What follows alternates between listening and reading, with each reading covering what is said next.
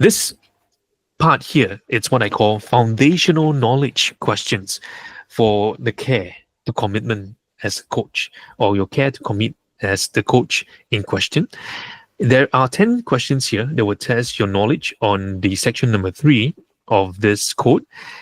And let's see if we can understand it. Let's see if we can guess them correctly. Okay, so these are the foundation first, and then later we go to more advanced. Question number 1. According to part 3 of the ICF Code of Ethics, acting with integrity and accountability includes which of the following?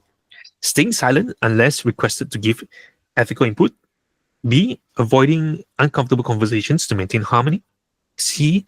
Being courageous in thoughts, actions, and speech while being aware of our impact. Or D. Prioritizing your organization's values over personal ethical reasoning. A, B, C, or D? Okay, well, everyone is so fast. Okay, answer is C. Okay, so remember, I keep on repeating this thing of courage, right? So courage, this is the part that you want to be mindful of. Okay, so courage. Question 2. Which statement best reflects how coaches are expected to manage cultural differences under part 3? A. Avoid making assumptions, but only address cultural if the client brings it up. B. Remain alert to cultural filters and invite open dialogue about cultural differences. C. Avoid addressing cultural issues unless they disrupt the coaching process. Or D. Replace cultural discussions with universal values to maintain neutrality. Okay, so we have B, B, B, B, B. No C, right? Okay, B. Okay, I thought I saw C. Okay, so B.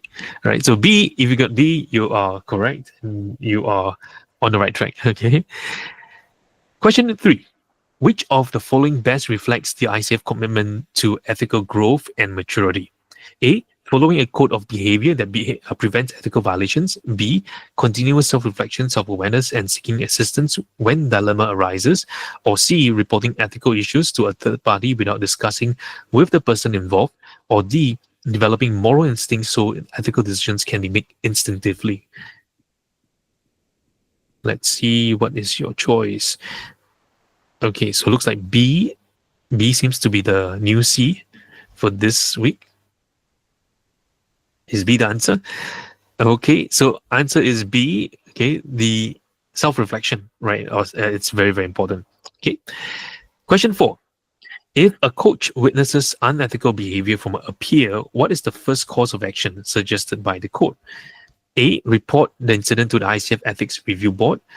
B. Document the behavior and share it in peer evaluation, peer supervision. C. Attempt respectful communication with the individual before escalating. Or D. Ignore the behavior unless the client was harmed. Okay, so all of us say C.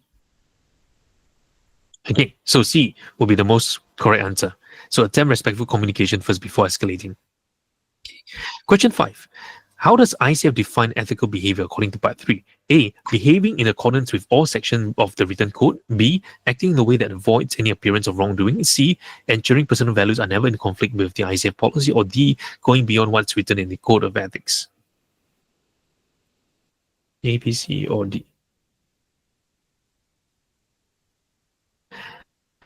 Okay, so we see some D's. D's. Oh, I see some D's and C's. Okay. Okay, so let's hear some of us. Those who said C. I think Guru or Chris say C. I thought A sounds correct too. Yes, A also sounds correct. Actually, yeah. It's between A or C. I thought A because going or C. beyond is probably not something that's expected of you, ma. Okay. Yeah. Okay, so that's Chris. And then let's ask those who put D. I think Andy put D. Yeah, I Those think who, the core of ethics is just the foundation, but it's really going beyond. That's what you emphasized just now. okay. So let's see, is the majority right or is the minority right? Answer is D. Going beyond. Why is it going beyond? Because if you remember the last part here, right? Accepting that behaving ethically means going beyond what's written. So that's where the last part of section C. Okay, so that's the where it's found. Okay, so going beyond. Okay, so A is actually correct, C is correct, but the one that's more correct is D. So you find the questions are like this. A lot of questions are actually correct, but there's one that's more correct. Okay. Question 6. Which of the following situations best represents honoring the ICF commitment to awareness of relationships and power dynamics? A. Avoiding emotionally intense topics in coaching relationships. B. Treating all clients the same regardless of social background. C. Actively reflecting on how biases, power, and systemic oppression influence the coaching dynamic. Or D. Deferring discussions of power unless raised by the client. Okay, so this would be quite straightforward. Yes. Yeah. So answer should be C. Okay. Reflecting on biases power. Okay. Question 7. What is the ICF stance on communicating ethically responsibilities to stakeholders? A. Only provide code of ethics when explicitly asked. B. Provide verbal summaries of ethical expectations. C. Share the full code with those who need to understand the ethical responsibilities. Or D. Assume your ethical conduct communicates the code on its own. Okay, so this should be quite straightforward. Okay, so it's C. Okay, so share full code to whoever, right? Especially if you're engaged within the organization, it's useful to share the code so that the organizations and you can align on the common reference. Okay, question 8. How does ICF define thinking globally? Okay, so this is something we talked about earlier as part of ethical responsibilities. A. Prioritizing universal coaching methods across all cultures. B. Coaching only in the context where you fully understand the culture. C. Integrating global awareness with accountability, integrity, and the courage in action. Or D. Being cautious about addressing global issues in one-on-one coaching. Okay, so most of you got it right. Okay, so C. Being integrating global awareness. Okay, so this is where we read more about the global world, especially for cultures that you might not be so familiar with. Okay, because the news media today, especially around the region, even in Singapore, every news organizations are biased because they're only sharing from their perspective. So to get a more holistic perspective, especially if a news media tells you that they provide a holistic perspective, they're most likely or not providing a holistic perspective. Okay, so it's useful to kind of read newspapers from the local agencies or local countries. So how many of you read newspapers from other countries? Okay. Uh, like the Star from Malaysia. So I would say, if you get a chance, I would say try to read across like the Star, Al Jazeera, and others. I think Tian, you do? You reading? Yeah, Tian got a Yeah, question. yeah. I mean, try to reach the. I mean, I thought you were asking for people to raise their hand. Yes, yes. Andy is part of the job, but Andy is bopian, right? He has to read, read very widely. Yeah, and I would say one of the things, if a lot of coaches say, how do I kind of be more appreciative of other cultures, it's really to read all this perspective, especially those you don't agree with. Yeah, I'll read those also that I don't agree with, so that it kind of challenge my idea of what it really is. Yeah. Okay. Good. And question number 9. What is the role of continuing education in ICF view of ethical development? A. It is useful but not required unless renewing credentials. B. It is a vital part of commitment to excellence and ethical maturity. C. It's optional unless your coaching niche requires specialization. Or D. It only applies to those mentoring or supervising other coaches or other coaches. Okay, so B is the answer. Okay, so it's a vital part of excellence. So you look at service excellence and you see this part here, then you know that answer is B. Okay, excellence, commitment, care. Okay, so this, especially when you see all these words like excellence, commitment, care, self-reflection, courage, these are words that probably lead you to the best answer. Okay, the next question. Question 10. What is the most ethical way to respond when you are unsure about how to handle a complex ethical situation? A. Consult your personal values and make a best guess decision. Or B. pursue guidance and ethical support to resolve the matter thoughtfully. C, wait to see how the situation develops before acting. Or D, ask the client for their opinion on what feels right. A, B, C, or D? B. Okay, the answer is B. Okay, so always look for assistance when you are not quite sure, and that will be the most ethically correct answer. A, B, C, or D.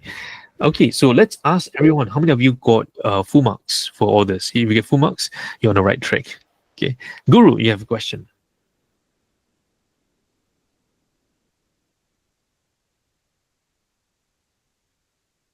Sorry. Yeah, I wanted to ask you, in your experience, have you ever seen a choice which says all of the above or none of the above? Because, sometimes questions are so, answers are so similar, and if you put none of the above or all of the above, it can really put a curveball in.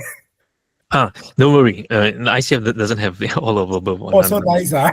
Yeah. So you have four answers that are very, very close to each other. Especially two of them. Two answers will be very close to each other. Yeah. Yep. And the only one that will differentiate them are usually the word choice, which is what is written in the code. Okay. So for example, the words like courage, excellence, and all this. So I would say use the way of not what you understand about ethics. Use the way of what ICF kind of defines as ethics. Yeah. Okay. Irene had this question. I have a question about question 4. Could you go back? Question about question 4. Sorry, it's questioning question 4. Yes. Go up, yeah. Wait, I'm not seeing. Yeah, correct. It's because your question is first course of action, right? Because as in documenting it and sharing it in peer supervision first to ask for guidance seems correct as well. But is it because you put first, so the first, that's why the answer is C first? Yes. So there'll be questions like this, where actually the correct thing is all this, and the correct thing is also this. Yeah. Because I think in the ACC that I took, there were some questions related to peer supervision. So I just want to clarify that. Yeah. Yep. So doesn't mean that peer supervision is all correct, right? So you got to see which one is the first. I have not seen a question that's about the second course of action. Okay. If I'm a very nasty examiner, I will create what is the third course of action or second course of action, just to challenge them. Yeah, but the peer supervision part always sounds right. Correct. Thank you. Thanks for clarification. Okay. Yeah. Good. Andy, you had a question. Yeah, I got a question about question 7. 7. Let's go 7. Okay. Yeah, and I got it correct, but it says but if you look at answer C, I got it correct. It says share the full code with those who need to understand the ethical responsibilities. What about those who don't need to understand the ethical responsibilities? Shouldn't just be share the full code. Yeah. Like who don't need to understand the. Yeah, so it's a bit redundant, the second part, you see. So everybody needs to understand the ethical responsibilities.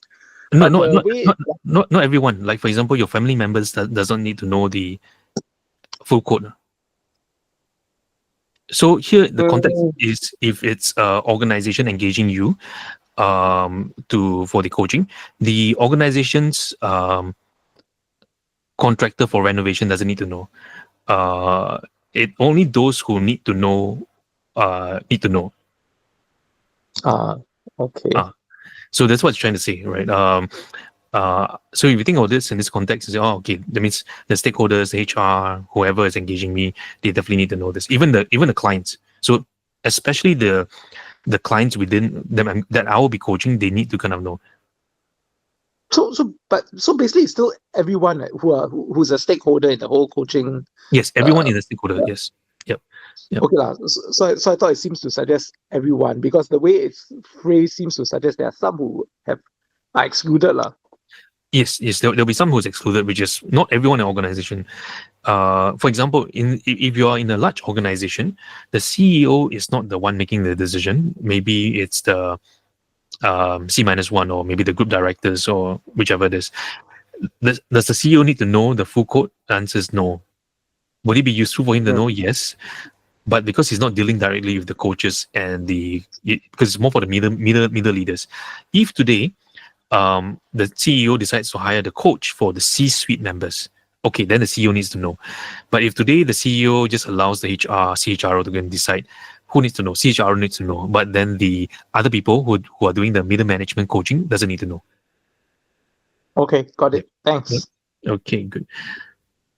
So good questions. Anyone else have any questions so far?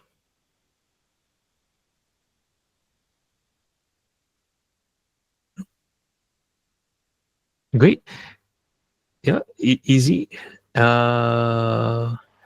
Yes. So these wordings here so far, it's quite straightforward. You would read in the actual exam even more tricky, more confusing wordings. Yeah. So why? Because the question bank that ICF uses are developed by coaches from different parts of the world, and English may not be their first language. So as such, the questions itself might not be so straightforward.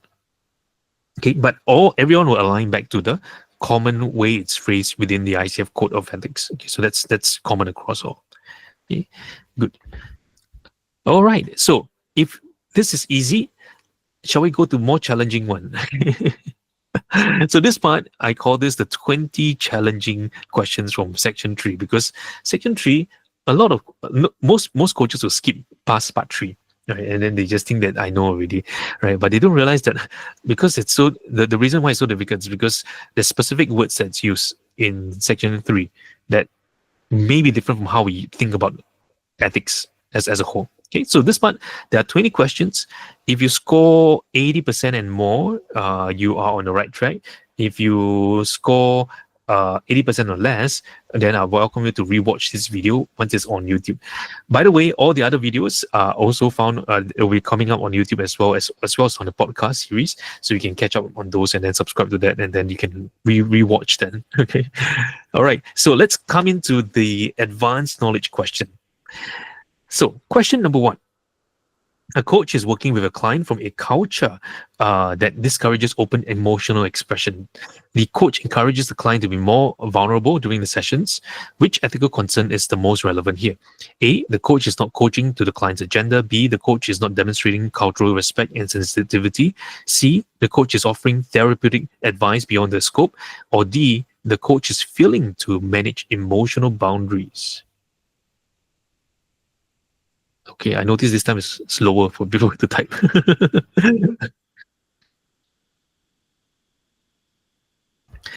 Okay, so I see C and B as two common answers. Let's ask the people who put B first. What is your thoughts on B? Okay, so for those who put B, anyone like to share your consideration here?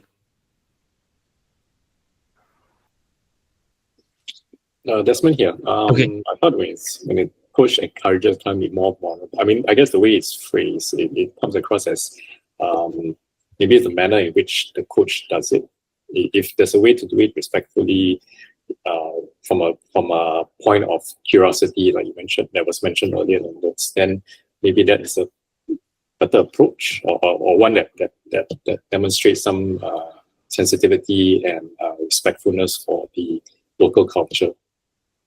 Okay, so Desmond notices the word demonstrating the respect and sensitiveness for the culture as the guiding principle. How about those who choose C? Actually, now that I read it again a couple of times, things start to look a bit different, because the C says the coach is offering therapeutic advice beyond their scope. But when I look at the question, I don't know whether it's right now. I'm rethinking my answer. But the initial reason of saying that is because I would assume a coach needs to, have that cultural filters may be there, but still needs to encourage the client to be more open and aware. It's not crossing any boundaries as such. That's what I thought. Okay. So now there's a little shift to looks like B. So I see some of you shift. Aisha, nice to see you again. Okay, Aisha changed to B. Irene changed to B. Steven says, since the client is from a culture that discourages open emotional expressions and the coach encourages the client to do so, he seems to be not sensitive. Yes, so that's the key word. Okay. Okay, so the key word here is this part here. A culture that discourages open emotion expression. Okay, so even though C is correct, technically C is correct, but the best one is to respect sensitivity. Okay, so here the answer is B, respecting the sensitivity as well as the norms or cultural norms of the particular individual. Okay, so good. So Gotan says, I thought we should not inevitably impose our beliefs and thoughts on the client. Yes. So it's important not to impose our own thoughts on the client. Yeah. Okay. Now, this is especially so with some cultures, maybe more of the Western culture, where they say, hey, it's okay, just be yourself, be vulnerable. But for many of the Asian culture, it's more conservative, right? We do not. I give an example. How many of the guys here you cry in the public space? Any guys here cry? You have at a cafe, having a chat. Maybe you pass your ICF exam and start crying. Most men in the Asian context, they don't cry in the public space. In the private space also may not be. They kind of retain it within themselves. Now, does it mean that the guys are not vulnerable? Does it mean that the women are vulnerable? No, it's not. It's just a cultural norm. Yeah. The way we express the emotions might be different. So for guys, if they're very, very quiet, it means they're crying. Okay, so if the guys are very quiet, or maybe they can watch Superman. If they're watching Superman, it means they're crying, right? Or something, right? So the different ways of expressing the emotions very, very differently. Andy says if you watch a very emotional and touching movie, he will cry. Okay, so yeah, okay, so for some people, maybe watching a movie as well. Okay, so now notice all these differences. Now, also very important that we don't classify people into different buckets. Women are like that, men are like that, young generation like this. When we do that, then we immediately have a filter. Yeah, because if someone, let's say you say, oh, for example, if let's say my mind tells me, okay, guys should not cry. Then if I meet Guru and Guru starts crying, oh, Guru is not emotionally strong. He always cry. Then my bias has come in. Okay, then that's not right. Okay, now for those of you who are listening, I can do this with all our friends here because we have a relationship. Okay, so yeah, so because sometimes some people listen and say, oh, Jedi so direct. He's so direct to people. Not nice. Okay, so yes, Aisha, nice to meet you after so long. So Aisha is all the way tuning in. Are you from Dubai? Are you in UAE or Dubai now? Okay, so glad to have Aisha joining us again. And for such situations. Hi, Jedi. Hi Aisha, how are you doing? Yeah, I'm good. I am from Pakistan basically, but right now I'm in States. So I'm just a little confused with the time zone a lot, but yeah. Meanwhile, I'm here in States right now. Okay, nice to have you back again with us. Yeah, for those of you Same here. for those of you who have not met Aisha is one of the very, very we had a very, very nice sessions together back many years ago. So do join us. Yeah, Okay. Thank you so much. Thank you. Desmond asked, for such situations, what would be the way to overcome the cultural barriers? In a situation like this, then I would first invite the client to teach me or to tell me what would be the best way they'd like me to support them. Okay, so that would be one way to overcome the cultural barriers. So for example, I may ask if I notice this, if I know that the client already comes from this culture, then I ask, would it be okay for me to do this? Would you like to share your emotions? I may ask this question if I want to ask, or I can ask, could you share me how would you like me to approach when there are moments like this? So getting the client to share. T Young asked, what is meant by therapeutic advice? Okay, so if a client is come from a culture that's open, discourages open emotional expressions, then a therapeutic advice would be, I'll tell the client, hey client, according to so and so theory, for a human being to be wholesome, you need to get in touch with your spirit, your soul, your emotions. emotional empathy, emotional healing. I want you to close your eyes right now. I want you to feel the emotional healing in your heart, in your soul. Remember the child, the baby child within you. You have a baby child within you, right? Yes. You were once a child. You once had emotions. I want you to let the emotions come out. That is, I want you to touch with your inner child again. Now, so if I do something like that, I'll be giving a lot of therapeutic advice because I'm using the inner child healing model to help you. Or some coaches may use constellations and other family therapeutics to help the individual. So, Tiang, would you like to close your eyes and touch your inner soul, inner child? So there are coaches that do that. Okay, and some coaches like that, some clients like that. Good for them, but for the for coaching process, unless the client has given explicit permission, I will not kind of provide them with some of this therapeutic advice. Yeah, I know of some coaches who encourage crying. And so they would get the client to cry together with them. They'll say, hey, Guru and Tiang, it's okay to cry. As a man, you need to cry because strong men cry. Let out your tears, touch your heart, because crying therapy is the most powerful thing that can ever happen. Gotan yesterday told me that he cried at least 100 milliliters of tears. That's why today he had to replenish. Yeah, so it crosses the line of therapy and as well as therapeutics. So very important. You'll see a lot of people posting online like certain tools, cards, colors and sound waves and stuff. Those are more therapeutic in nature. So therapeutic means a lot to do with past or healing of emotional past.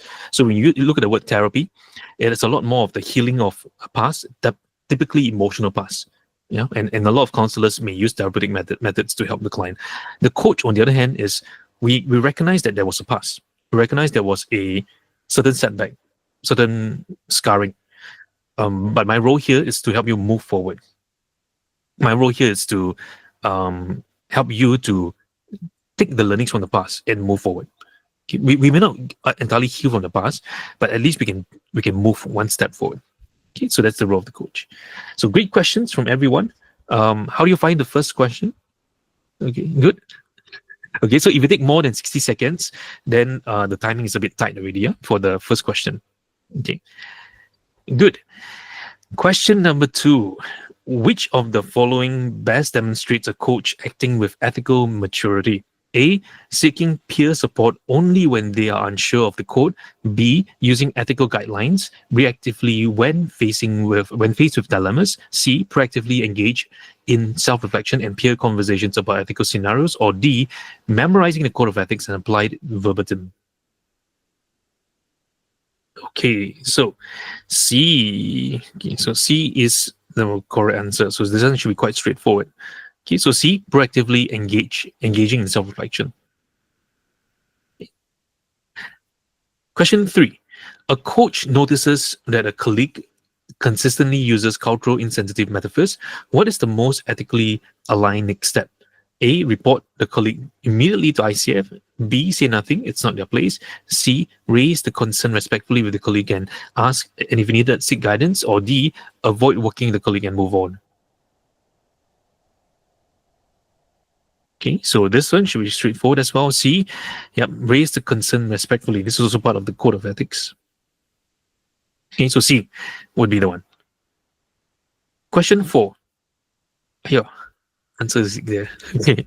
Which statement best reflects the spirit of thinking globally in coaching ethics? A, ensuring all coaching tools are translated in multiple language.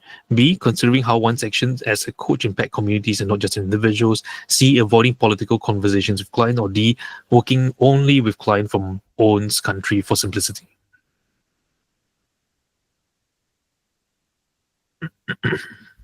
So B should be the answer. Yeah. Okay. So thinking globally, it's about being mindful of the systemic impact on the broader consequence and not just the language itself. Okay, question number 5.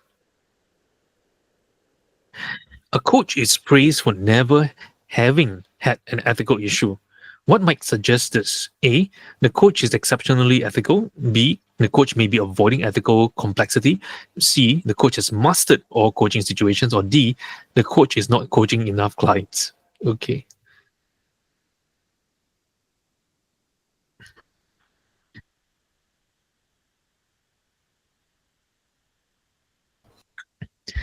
Answer is B. Yes. Okay. So sometimes you find that, wow, how come the coach, like so good one? Yeah. Most probably the coach is in avoidance. Yeah.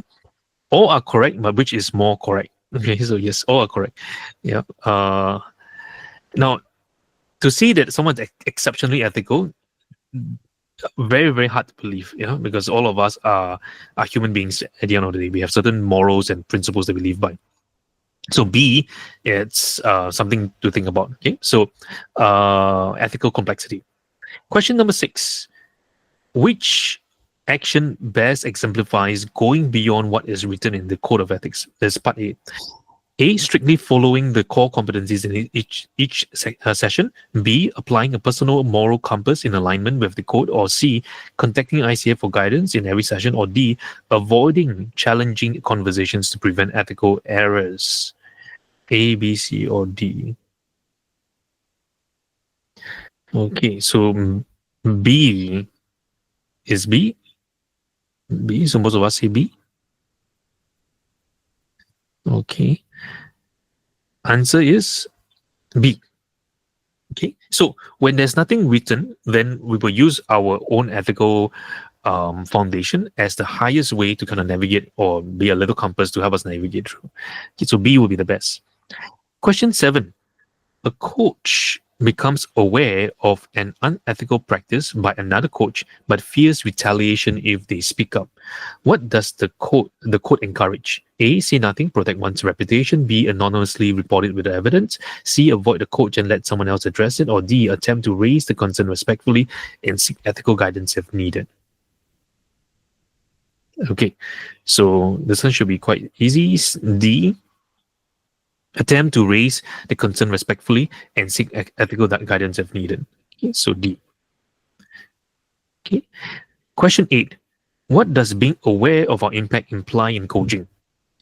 A, not giving feedback unless asked. B, avoiding strong coaching presence to stay neutral. C, reflecting on how your question's tone and presence affect the client. Or D, focusing only on what the client says and not how they respond. Answer is, yes, most of us see C. Okay, answer is C. Okay, so reflecting on your question tone and presence, how it affects the client. Question 9. Why is continued personal, professional, and ethical development considered essential in part 3? A, to meet credential renewal requirements. And B, to stay competitive with other coaches. C, to maintain relevance and ethical sharpness in an evolving field. Or D, to collect hours for accreditation bodies. Question 9. What is your answer?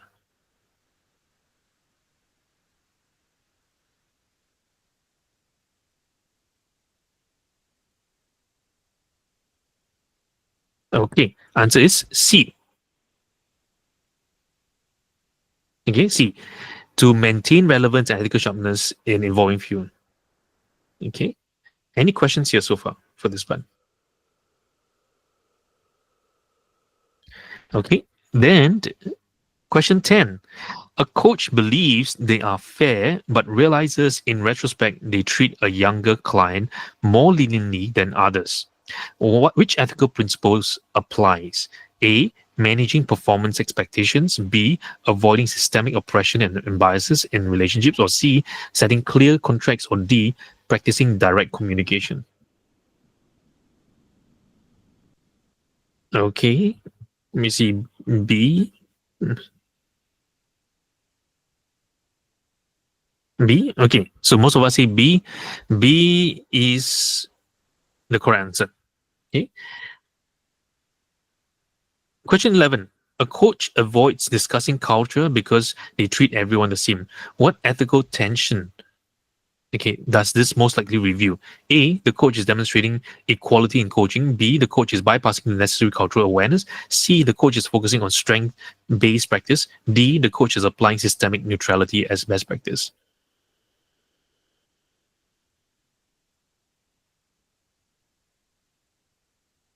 Okay, so B. Okay, so B is the best answer. Okay, so if everyone is the same, then we bypass the cultural awareness. Okay, so sometimes in our language we may inevitably use the words like, "Oh, I treat everyone the same. Everyone's the same. Everyone's a human being." And sometimes I tend to disagree with a statement like the coach may say, "Oh, my coaching is that everyone's the same. Everyone's equal. Everyone is." Although that sounds correct, but to the ears of the client may feel like, "Oh, I'm the same. I don't feel I don't feel like the coach really care for me." So the way to think about it is, imagine now the client is your children or your loved ones, and you tell them, "Oh, children, you're the same as any child. Every child is the same. I love every children on planet Earth. You are no different from the other child." Then, although technically that's not humanly inaccurate, but to the child, they feel that the parent-love relationship is not strong. Because if my parent love me like how they love other kids, does my parent really love me? Right. So in the same kind of like parallel in terms of ethics as well, the client before us really is looking up to us to say, "Hey, is there someone who can hear me? Is there someone who is aware of my existence?" So even though treating everyone the same is important, but it may jump the barrier of respecting the other person's culture. Okay, so this is something to think about, especially when we deal with culture. Question 12. A coach says, "I'm not responsible for how many words land. I just speak truth. I just speak my truth." Which part of the ethical code is most likely being neglected? A, thinking globally. B, courage in speech. C, impact awareness and accountability. Or D, confidentiality boundaries. A, B, C, or D? C. Okay, so C. Okay, so answer is C. Impact awareness and accountability. Question 13. Which best demonstrates ethical courage in line with part 3? A, avoiding client pushback by staying neutral at all times. B, speaking out about unethical conduct despite discomfort or fear. C, declining to work with clients from different cultural backgrounds to avoid error. Or D, adjusting coaching style to match popular social media trends.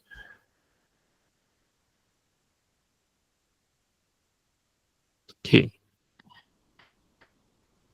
Answer should be B. Okay, so speaking out about unethical conduct despite being discomfort or fear. So B should be the best one. Question 14. Which is most aligned action if a coach realizes their personal biases have affected a session? A, ignore it and avoid the topic in future. B, immediately tell the client that they were biased and apologize. C, reflect on it privately and bring it to supervision. Or D, ask the client if they notice and invite them to give a rating. Okay, so what would be the most aligned action? B.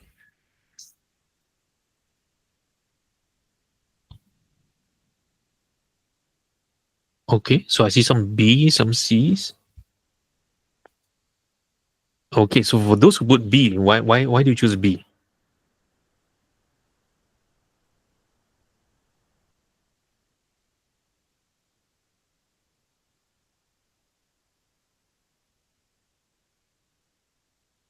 For those who choose B. I picked B because I think if I realizes it immediately, it would be nice to surface and share that was in the moment. It could be a bias, and maybe I can then ask a different question or contract with the client whether I don't know. I thought that will be my first action before subsequently then I can reflect and bring it to my mentor, coach, or supervision. Okay, so that's Irene's thinking about B, And Andy also agrees with B. What about C, for those who choose C?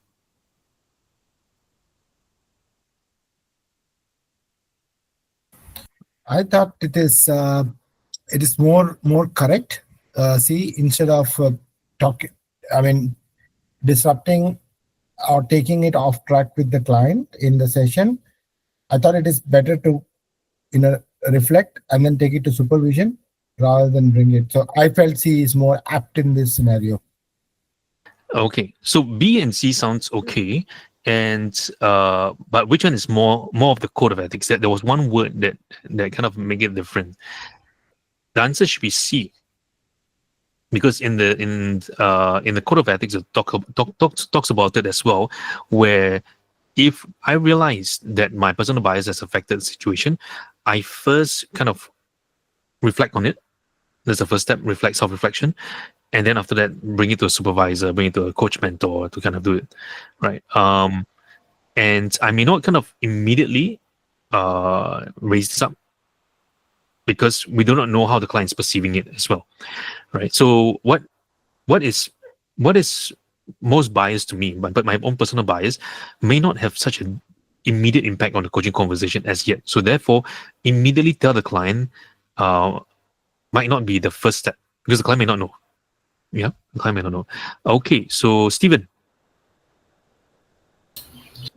Yeah, I chose B is because I thought at that moment we should close the case, apologize first, and then we reflect and bring it up to supervision as the second step.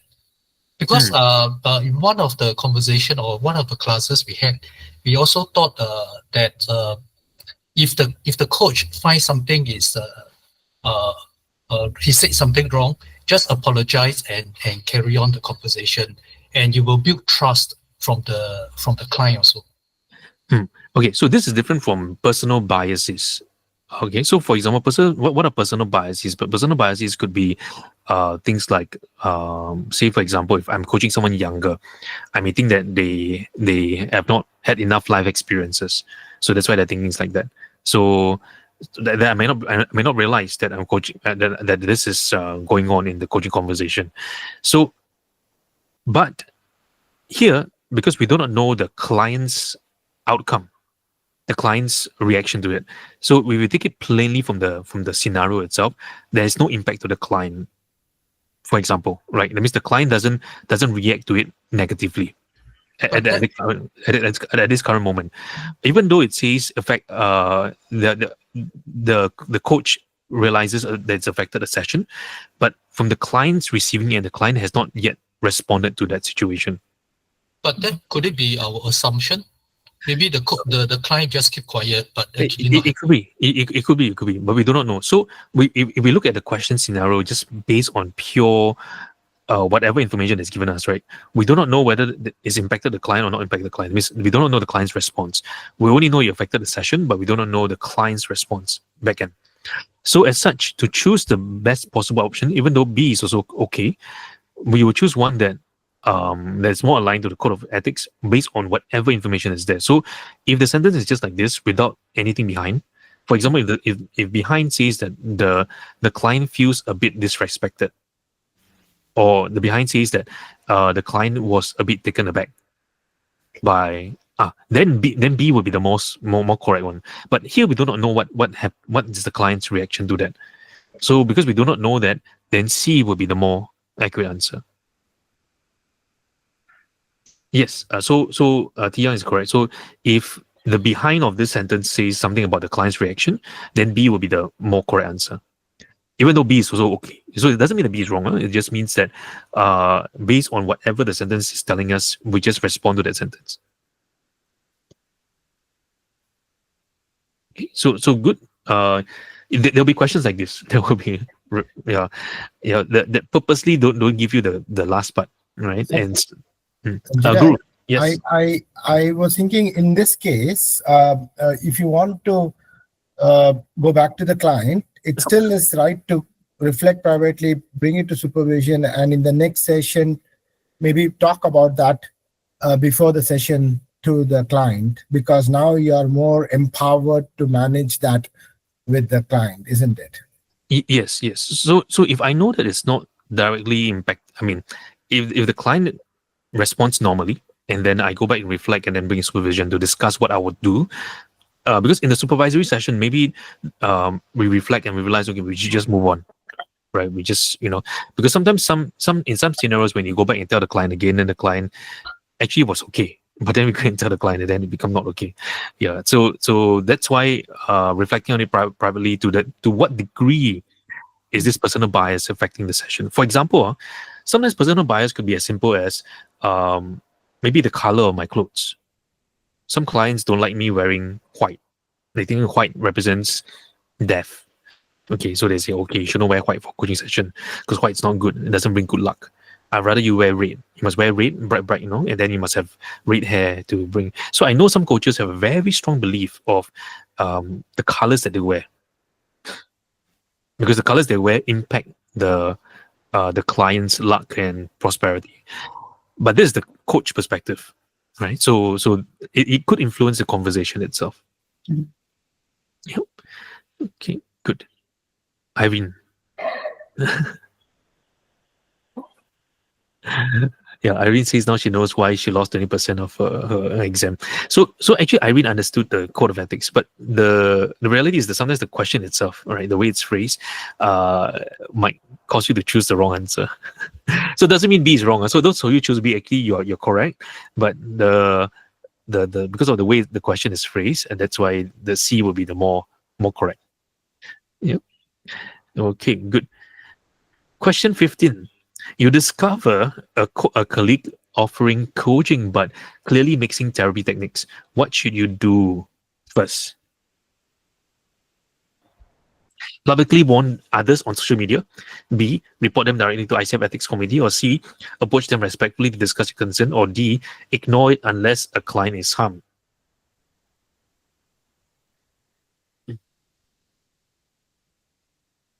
Okay. C should be the answer. Okay, C. Yeah.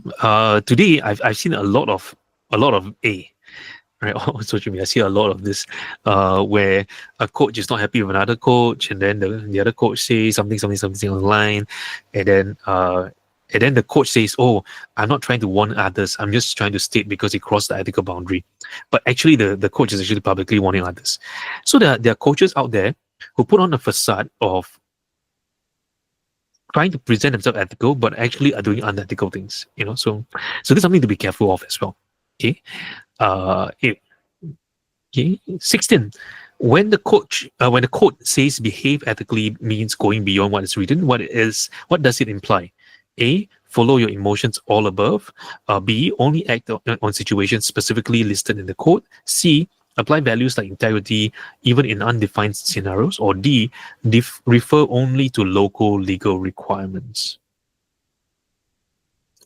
Okay, so this one should be quite straightforward. It should be C. Okay, so C should be the best. Okay, apply values like integrity. Question 17. Which scenario best reflects a lack of cultural awareness? A. Asking a client how they celebrate important traditions. B. Avoiding any reference to cultural background to remain neutral. C. Checking for assumptions about the client's identity. Or D. Offering clients culturally adaptable metaphors. What is your best? B.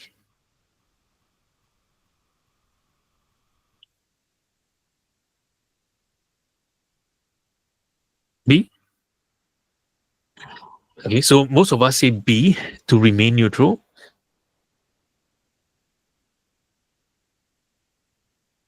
Is it B? Okay, let's see. B is the one. Avoiding any reference to cultural background to remain neutral. Okay.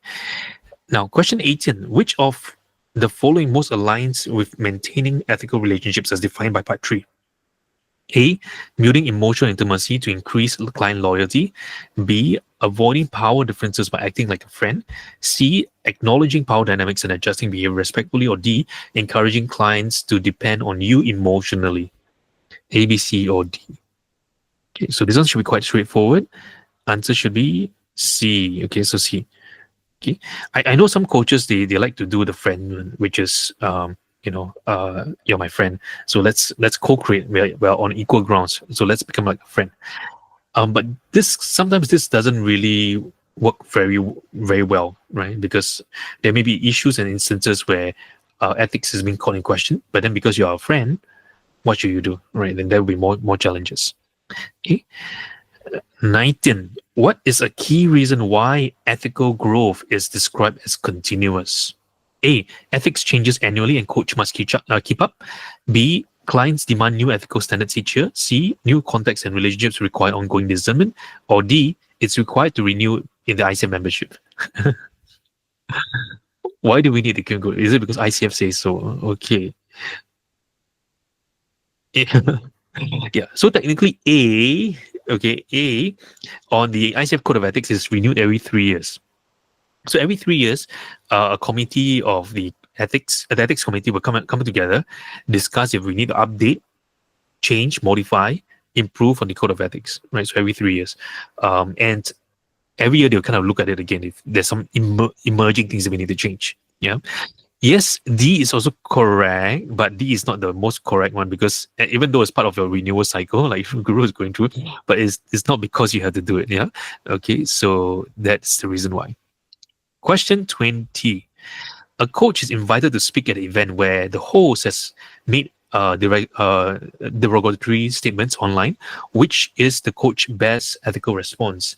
A. Accept the invitation, but avoid addressing the controversy. B. Decline and post publicly about the host's behavior. C. Reflect on alignment with values and consider addressing concerns with the host. Or D. Accept the invitation and quietly donate earnings to charity. A, B, C, or D?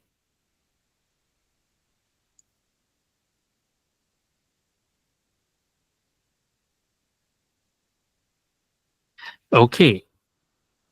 So answer is C. Okay, so C should be the best answer. Okay, so C. Now, what if you did not know?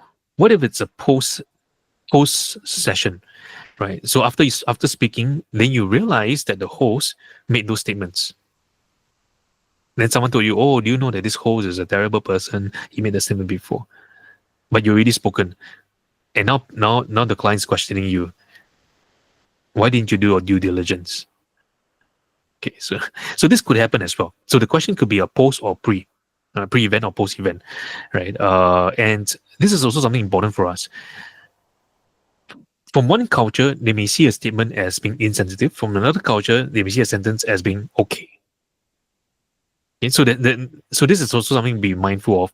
A lot of politically correctness that's happening online in the online sphere today, and so for us as coaches is just to be aware what is okay for our clientele, what is not okay, and how do we best express it in a way that honors and respects everyone, okay, as much as possible.